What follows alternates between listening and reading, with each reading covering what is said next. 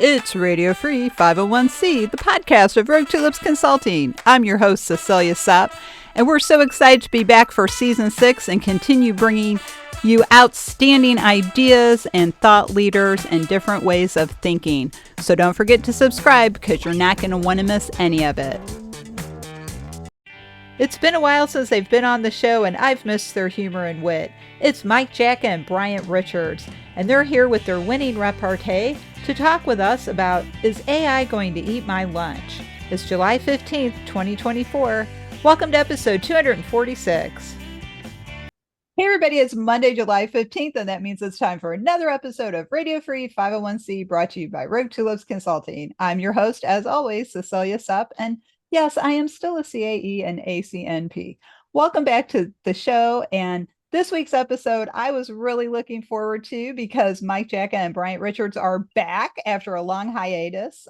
It could be because I wasn't answering their emails often enough, but they did agree to come back anyway. So today's topic is AI going to eat my lunch? There's a lot of talk about job security and who's going to be doing which job in the future. But before we dive into that topic, I would like to say good morning, good afternoon, or good evening to our global audience, wherever you may be. And thanks again for joining us. Don't forget to follow or subscribe on your favorite service so you don't miss any of our great episodes. Now, before we get to our topic, I would like our guests to introduce themselves and say hello. So, Mike, welcome back. Would you like to say hello to the audience and tell us a little about yourself? Hello to the audience from Phoenix, Arizona, where we are suffering through 115-degree plus temperatures. And yes, it is unusual for us. Anyway, my background, I was in internal audit with Farmers Insurance for 30 years, retired from there. And now basically I just write and speak and teach and do whatever on the subject of internal audit, but broader subjects too. A lot of it soft skill stuff that applies to everybody. So there's the quick synopsis. Oh, great. Well, thank you. And Bryant, would you like to say hello and tell us about yourself? Sure, thanks. Hello, folks. Bryant Richards. I spent a number of years, 20 plus in industry, accounting and internal audit related jobs. Ran an internal audit department at the Mohegan Tribe of Indians. I've since graduated to higher education as an associate professor, where I'm pursuing my PhD actually in accounting with a focus on emerging technologies.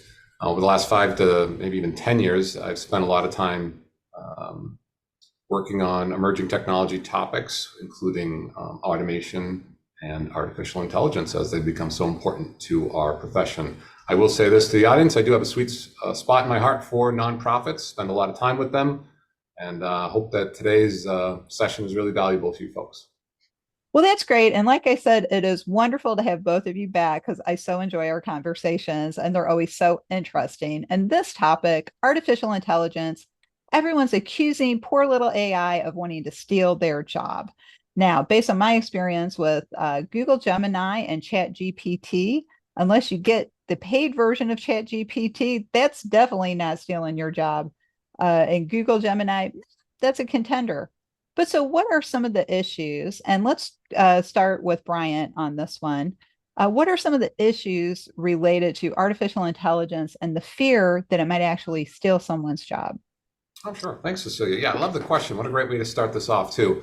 The fear on job stealing, I think, is because artificial intelligence, even in its, I don't know what you would call it, adolescent, infant stage, I'm not sure how early we want to say it is actually really good at doing lots of things right now. So it's good at summarizing, it's good at writing, it's good at pattern recognition, it's good at a lot of things that, frankly, humans do for jobs. So it's reasonable to say that, this thing could replace people because it's very powerful and it works really well in some things. So yes, the fear is real. The struggle is real on this one. I think it's absolutely a rational perspective of someone to start considering that possibility 100%. So, Mike, what do you think about that? You have publicly come out with the position you're not a fan of remote work. Well, remote work's driven a lot by technology and AI, right? So how do you respond to that? Yeah, the whole thing I see is I'm going to go back a second to one thing you said, which was about ChatGPT isn't going to replace our jobs. Mhm. What is interesting about that is it's already helping our jobs. Mhm. And I want to use an example where Bryant helped me out. I do work with a geyser observation group. It's a nonprofit, and we need to put together a gifts and gratuities. I mean, a gifts and grants policy. Mhm. And I was struggling with it. And Brian said, "Hey, throw it in." And I put a couple of things into ChatGPT. It wasn't perfect, of course, but it gave me like a framework that I could use then that saved me hours and hours of searching through trying to find something real. So yeah, it works in that way. Its role in remote work, that'll be interesting to see. Well, and I'll go down this road. Here's the key difference in where we keep our jobs. It is the soft skills.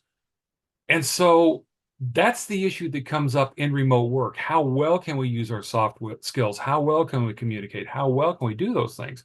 Why I tend to be an advocate of working in the office.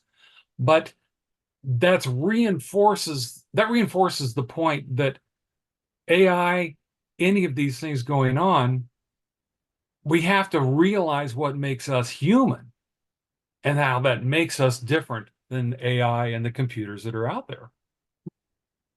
Yeah, and I want to jump in there too, if you don't mind, Cecilia. So Mike's point. I mean, I've used ChatGPT alone for some really powerful activities and processes that saved hundreds of hours for organizations, including nonprofits. In one case, we wrote a new nonprofit's HR policies from ChatGPT, which would have taken hundreds and hundreds of hours easily, even starting from templates, and it was done in significantly less time.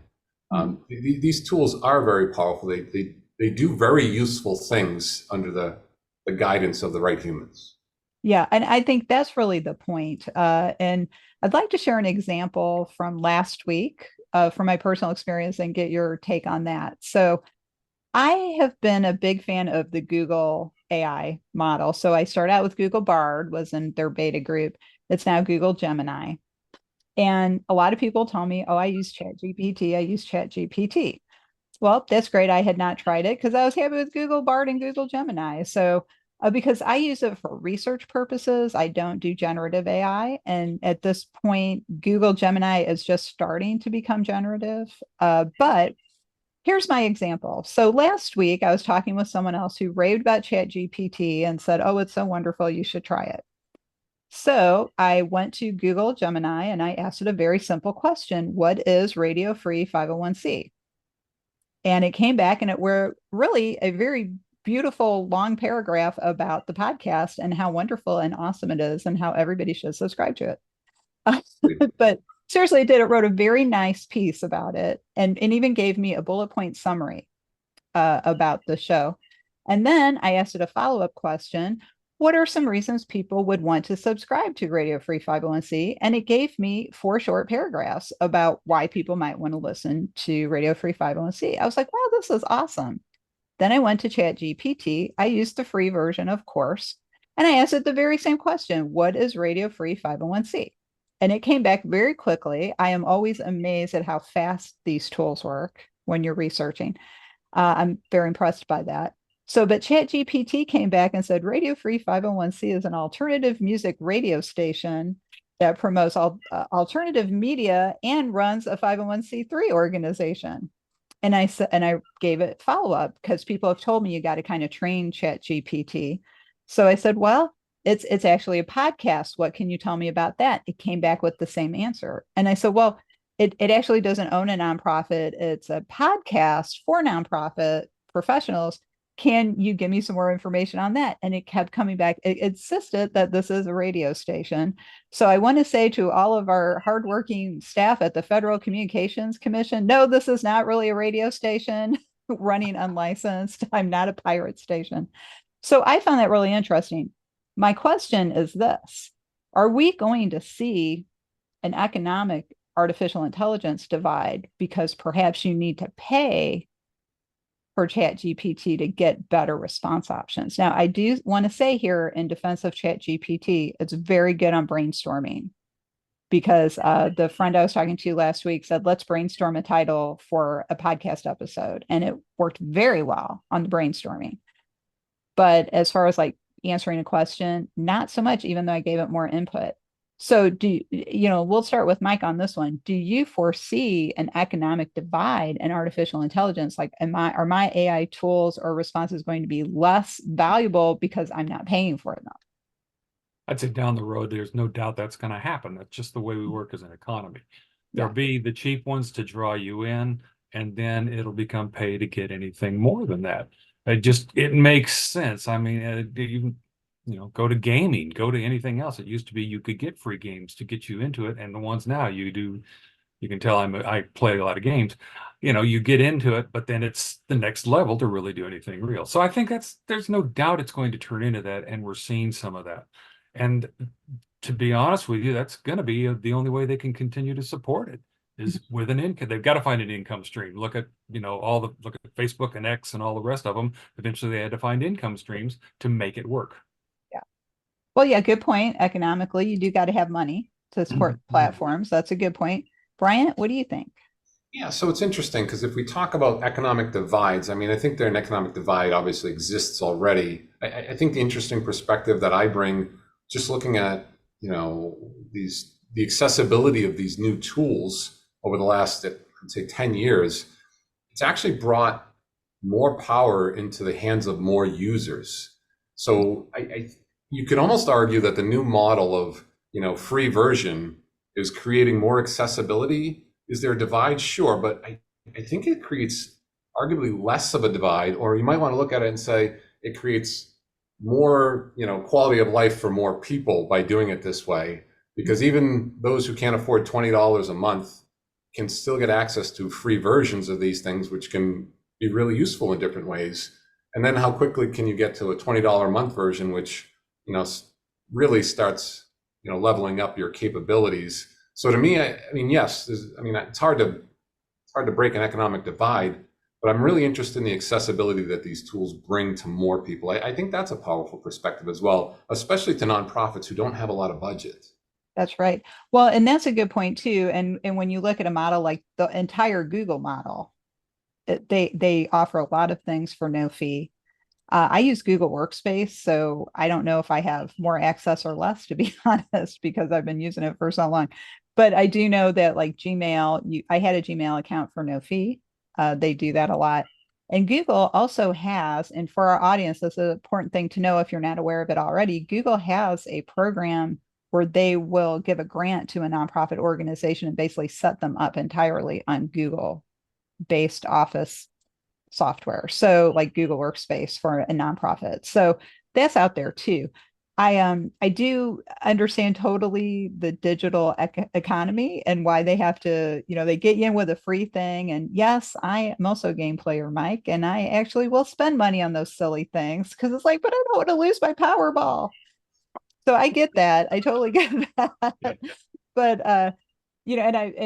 frankly, as I've been recovering from my broken leg, I've been playing a lot of video games when I was, had some downtime. So, but I think that's interesting. I do, and Brian, I like your comment about AI is actually giving more accessibility to more people, because even with the free level, you still have access to a lot more information, a lot more power.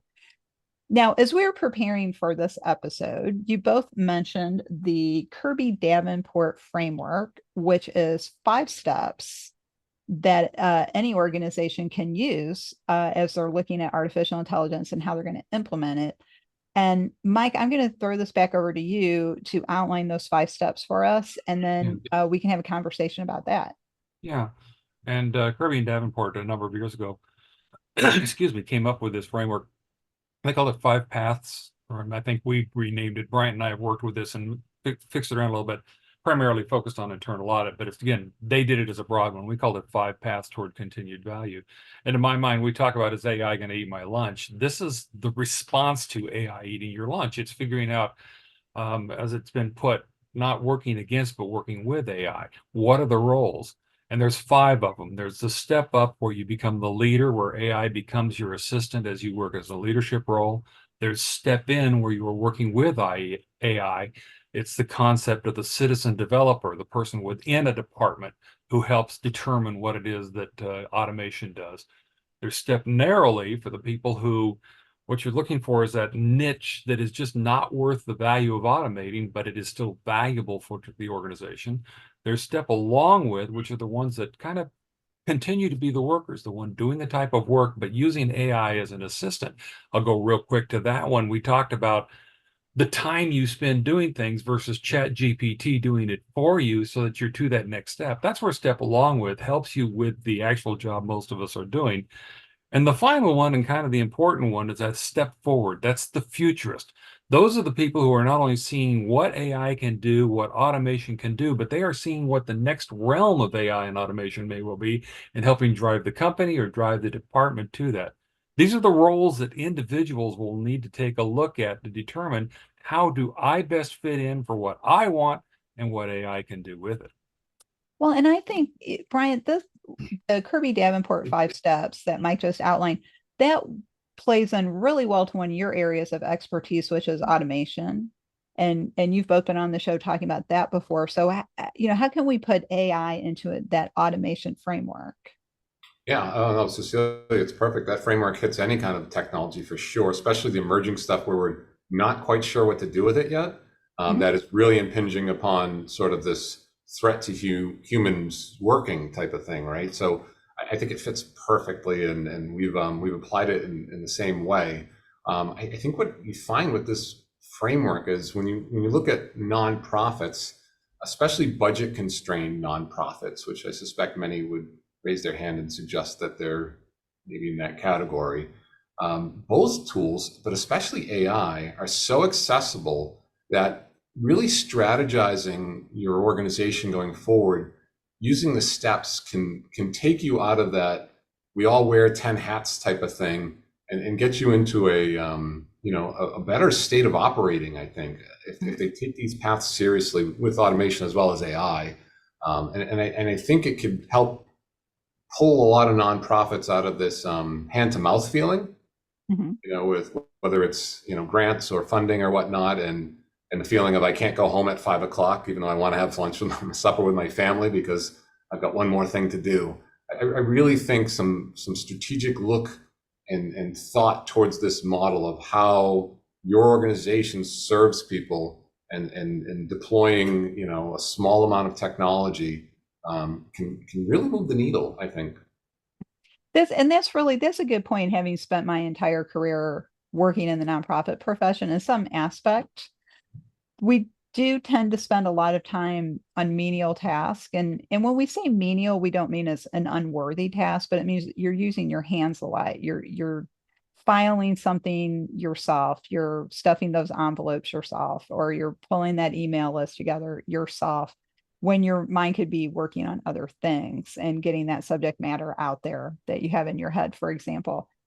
And so that's why I think automation, it really comes to my mind. I was recently working with a client who uses a system called Journey Care for their AMS. And the whole goal of Journey Care is to automate all those tasks, just like you said, Bryant. So you can go home and have dinner with your family at 5 o'clock, and you're spending time working with your clients, your members, I should say, and instead of, I got to send all the dues invoices out, because it can completely automate all of those tasks and free up your mind and your energy for the other things.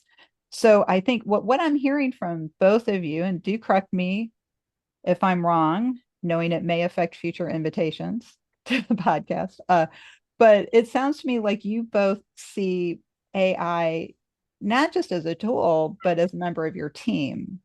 Mike, is that accurate? Yeah, that's absolutely right. That's the way to think of it. It's almost like one more employee, one more partner, whichever way you want to look at it, because each one of these paths that we talk about, it is how you are partnering with AI, how you are using it. As I mentioned with the leadership one, it's almost like this is your assistant now, who you turn to for the information and just ask them for it.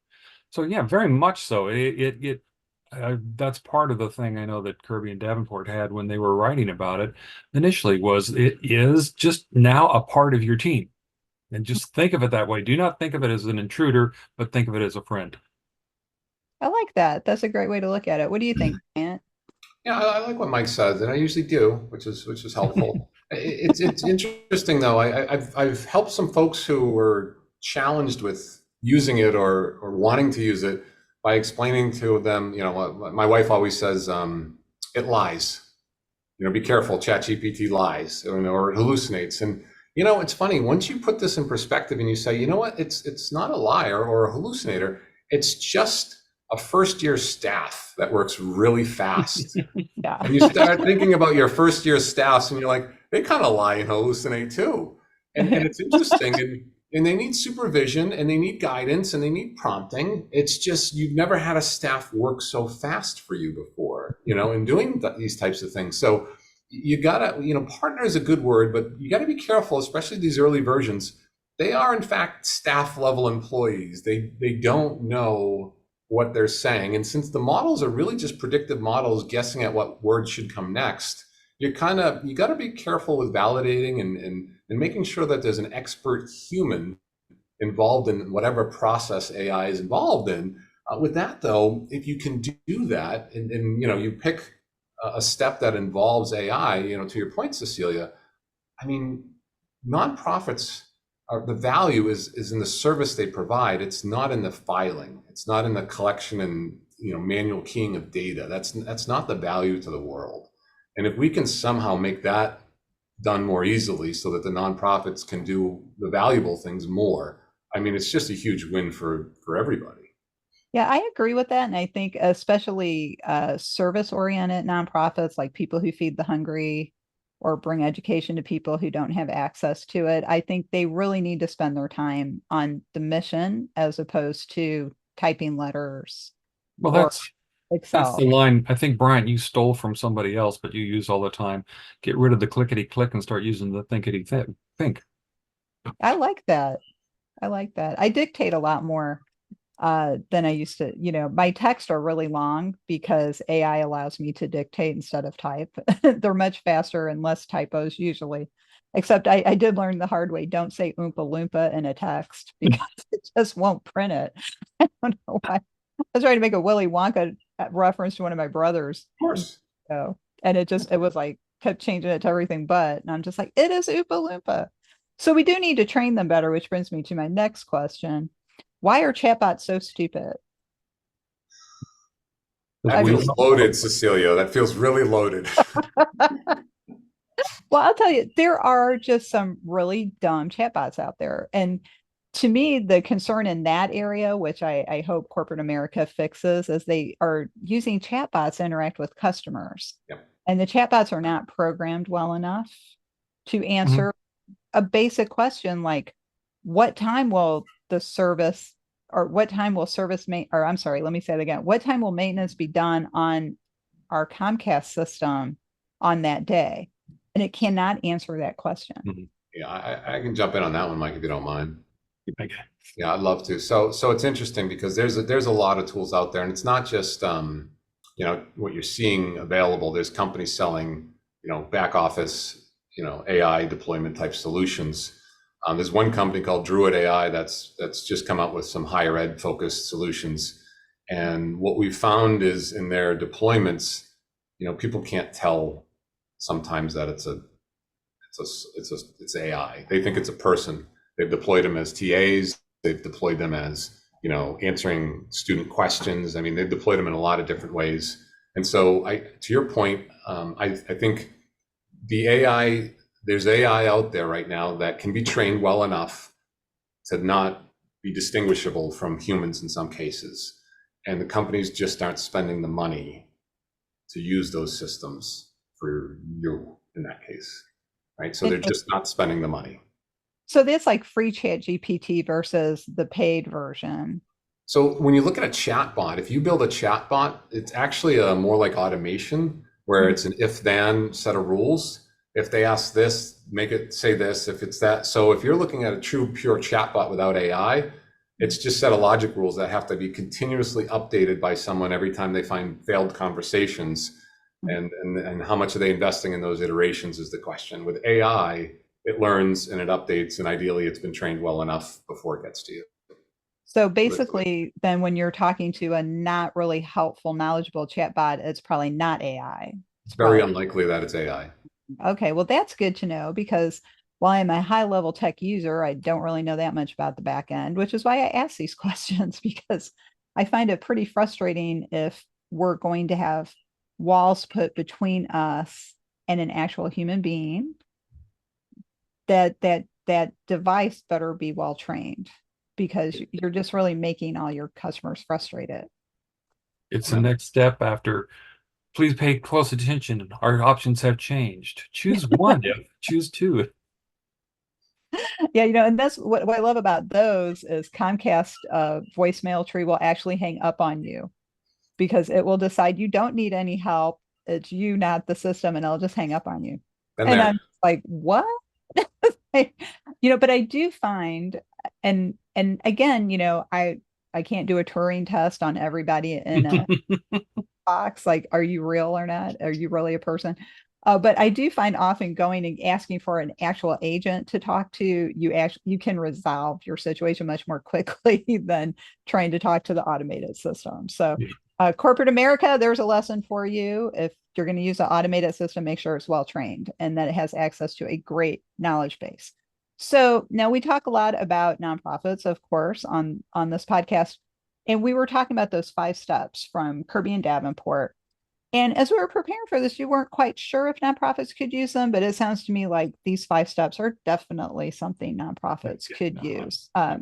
Most assuredly, because again, this was originally, like I said, we worked on it in terms of internal audit, but it was developed with the idea of organizations in general. The examples they use are all types of them. Every organization should be looking at their staff this way, and everybody that's a staff within an organization should be looking at their role. It should come from both directions. And Bryant? Yeah, part of me, as I'm just going through this conversation now, is sort of thinking my recommendations for nonprofits, and to me, I don't see any organization in the future that's going to be successful without deploying these, what I'll call accessible emerging technologies. Sure, we're using Zoom and Teams to have remote meetings, and that was, a really difficult thing and an expensive thing to do 20 years ago. That's how so we've done that, but we've done that already. So deploying technology in nonprofits is not unusual at all. But I don't see how many are able to really, I don't know if survive is the right word, but thrive in a future without deploying these tools in a way that makes sense for their organization. I can't think of any organization that doesn't have use cases that would be helpful to them. And Brian, in terms of that whole thing, what I'll do is go to another one of the steps, the citizen developer, to step in. What organizations really need to do, I think, to get rolling in a lot of this is find those people who just can't help themselves. They want to program. They want to learn about the computers. They want to do those things, because that becomes a grassroots movement within the organization itself, rather than being driven by somebody outside. Yeah, we actually have a large nonprofit that's an advisor to our program here at the school, and they love our program because it's hard to find those citizen developers out there necessarily, and they grab 2 and 3 students a year from us to leverage, to build automations, deploy artificial intelligence, data analytics work, data science work, for sure. And Bryant knows this is one of my favorites, because 20 years ago when I was working, I was basically a citizen developer for our audit department. There was stuff we needed done. I couldn't help myself. I started playing with the computers, started writing programs. This will show my age. I was a top programmer in Excel and Lotus 123. There it is. Not Excel. Lotus. Okay. I was writing database programs in Lotus 123, but I couldn't help myself. I wanted to do it, and it wound up helping drive our department forward in a lot of different ways because I did that. And there are those, again, they're out there, or like Brian says, there's people out there you can use and bring in to do it. And I'm sorry, you just got me nostalgic for the early 90s there, Mike, because I just started thinking about Lotus Notes and web crawl and all the things that have now gone away, which, as an aside, is why I say to people our age, don't sit there and say only young people can use technology. We're the people who invented all this stuff that they're using today. We are the technology creators and developers, and so people over, I'm going to say over 45, who sit there and say, oh, young people and technology. No, old people made this technology. So let's own that. Okay. We can use it. We can adapt. We can overcome, as they say in the Marine Corps.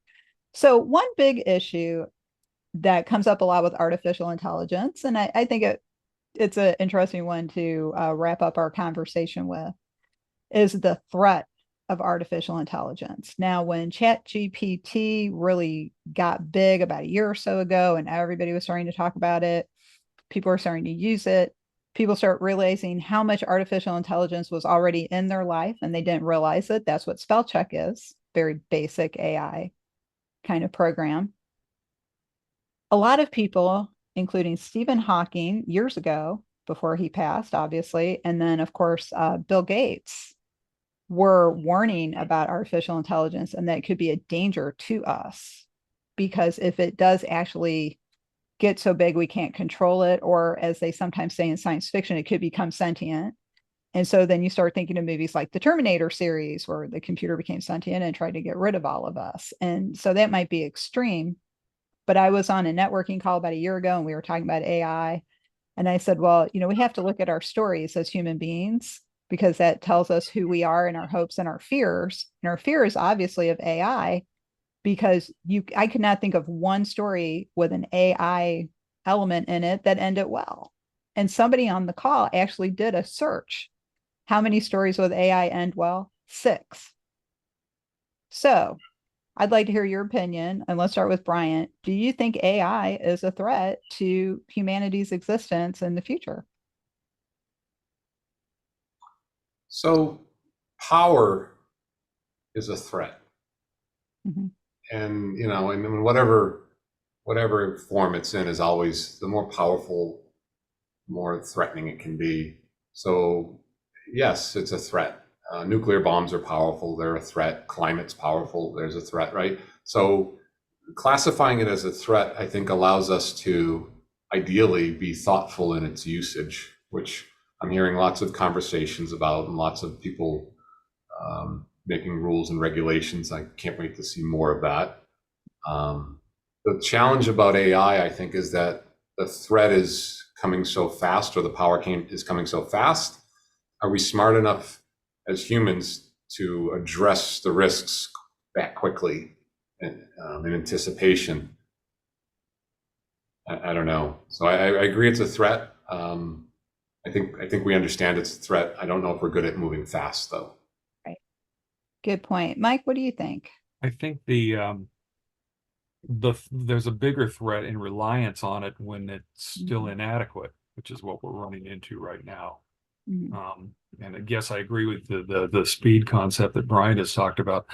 The one thing that doesn't bother me, and just so you know, I am a science fiction reader from way back in the golden age, and Asimov and Heinlein and all those people. So I understand what has always been that threat out there. But the concept of sentience, I think, is so far away. True sentience is so far away. I mean, to the best of my knowledge, we're not even coming close to one solving the Turing test. And maybe it's closer than I think. So I think it's a long distance threat. I think it's a long distance risk.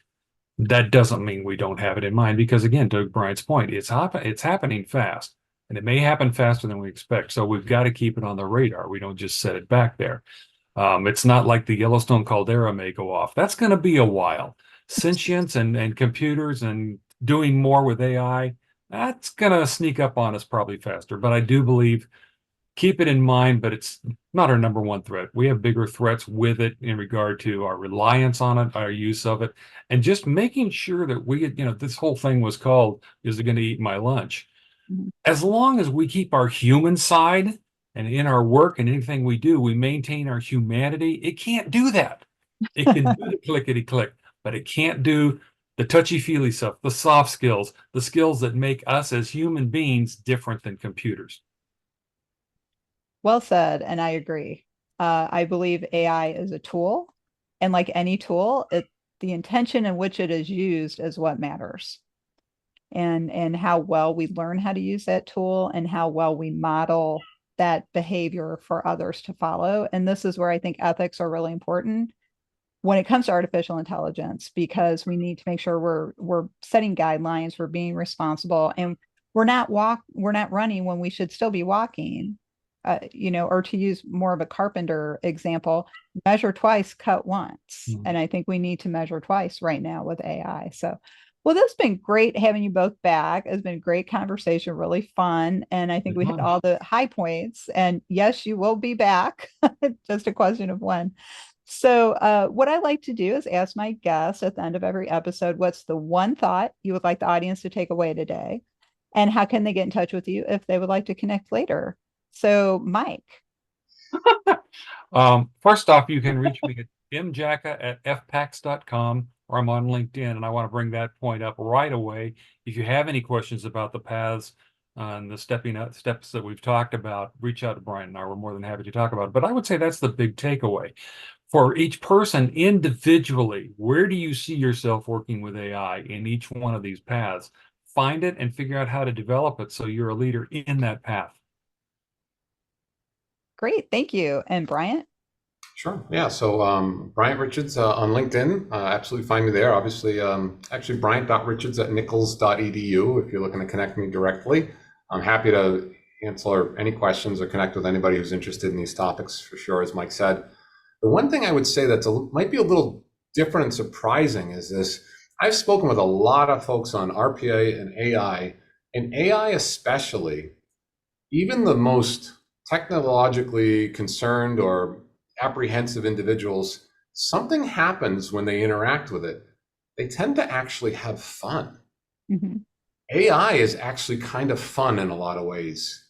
And so what you might find is, if you deploy it successfully in some ways, you actually work is even a little more fun for some folks. And I would say don't overestimate the power of just making work a little more fun.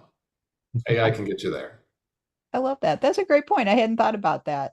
It is fun. I have a lot of fun asking questions on Google Gemini myself. So it's a lot of fun. So, well, we have to wrap up this episode. It's a great topic. I think that we've decided AI is not going to eat our lunch unless we hand it over to them. So let's keep that in mind. And just wonderful having Mike and Bryant back. They're always so fun to talk to and listening to their repartee. So thanks for joining me, guys. Thanks for having us. It's been fun as always. Well, we have to go rogue for now. Oh, thank you, Bryant. We have to go rogue for now, but we'll be back next time with another exciting episode. So again, don't forget to subscribe or follow us on your favorite podcast service. If you'd like to learn more about Rogue Tulips Consulting and how we can help your organization bloom outside the box, check out our website, roguetulips.com. If you are getting ready for a credentialing exam this fall, sign up for our Notify Me form and get all the information about when our registration opens for our fall session. We are offering a study group and an online course that you can take. So reach out and learn more from us.